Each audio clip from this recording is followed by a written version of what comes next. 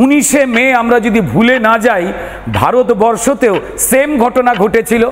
আসামে বরাক উপত্যকায় যেখানে বাঙালিরা লড়াই করেছিলেন যে সেখানের রাজ্যের ভাষা অসমিয়া হয়ে যাবে না, এবং সে সময় গুলি চালানো হয়েছিল এবং 19 জন মারা গিয়েছিল। এই লড়াইটা কিন্তু বাঙালি তার কিন্তু ভাষার জন্য লড়ে গেছে।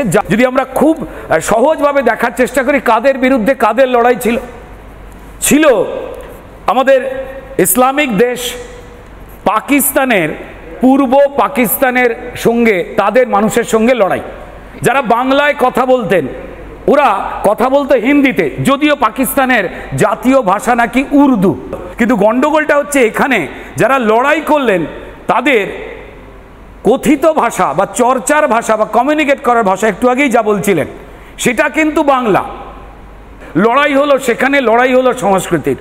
আজকে ঘাতকের হাতে যে ভাষায় রক্ত ঝরলো, যে হতাহত হলো, সেই হাত মিলিয়ে নিয়েছে ঘাতকের সঙ্গে। আমি জানি না এই 21শে ফেব্রুয়ারি এরপর শুধু অসমের কথা ভেবে কি আমরা পালন করব? কারণ যে ভাষাকে যারা হত্যা করলো তার হাত মিলিয়ে নিয়েছে।